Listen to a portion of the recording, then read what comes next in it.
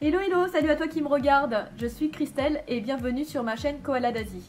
Aujourd'hui, je vais énumérer 5 erreurs que font énormément de gens au début de leur relation amoureuse, quand ils tombent amoureux, les yeux pleins d'étoiles. Et en fait, ces 5 erreurs sont basées sur mes expériences amoureuses. Il est normal que quand tu tombes amoureux, tu as les étoiles plein dans les yeux, tu vis dans une plénitude, un bonheur temporaire, mais du coup, tu n'as pas forcément la vision juste. Et quand tu reviens dans la réalité et que justement ces étoiles se dissipent, et bah tu vois que ta vie s'est arrêtée là où, au moment où tu as entamé cette relation. Avant d'énumérer ces 5 erreurs, abonne-toi à ma chaîne pour suivre d'autres de mes vidéos. La première erreur que commettent la plupart des gens quand ils tombent amoureux, c'est d'idéaliser l'autre. Cette erreur, énormément de gens la font, surtout nous les filles d'ailleurs.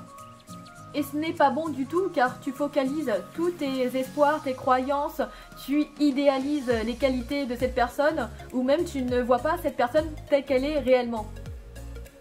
Et du coup tu enfermes cette personne dans un personnage que tu idéalises dans ta tête et qui n'est pas forcément la réalité. Et du coup tu peux être souvent déçu par cette personne car tu refuses de voir la réalité, de voir cette personne telle qu'elle est. Deuxième erreur que font beaucoup de gens, c'est d'oublier ton entourage. Ça aussi c'est une erreur classique, surtout en début de relation. Tu oublies ton entourage, que ce soit tes amis ou ta famille.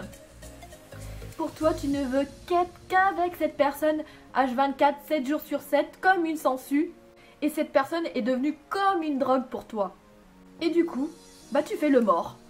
Et du coup, tu ne donnes pas de nouvelles à ton entourage, quitte à les perdre si ton idylle dure et s'ils perdent patience. Troisième erreur qui suit la deuxième, c'est de t'enfermer dans ta relation.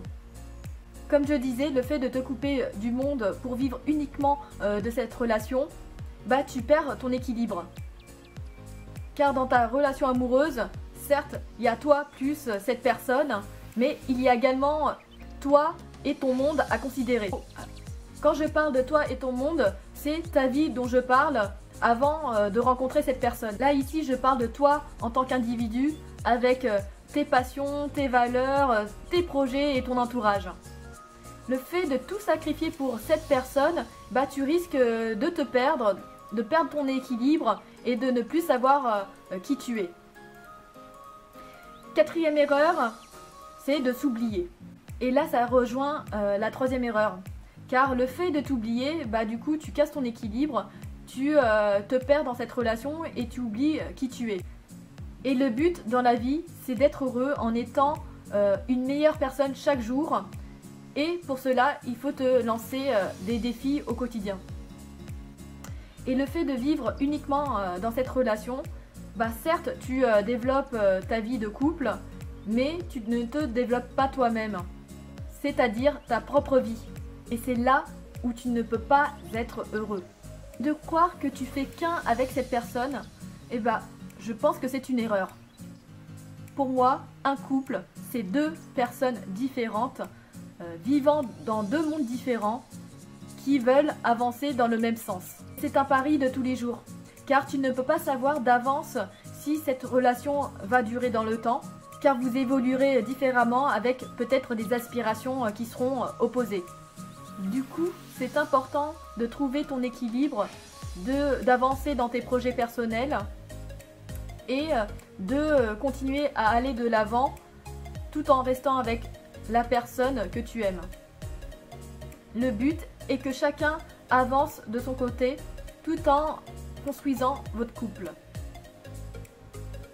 Cinquième erreur, c'est de croire que ses amis sont également les tiens. Là encore, c'est un sujet discutable car tu peux très bien t'entendre avec ses amis, mais il faut bien que tu fasses la part des choses. Car le jour où tu romps avec cette personne, les amis que tu penses être en commun, bah c'est à double tranchant. C'est-à-dire qu'ils ont un peu le cul entre deux chaises. S'ils arrivent bien à faire la distinction entre toi et cette personne, bah c'est cool.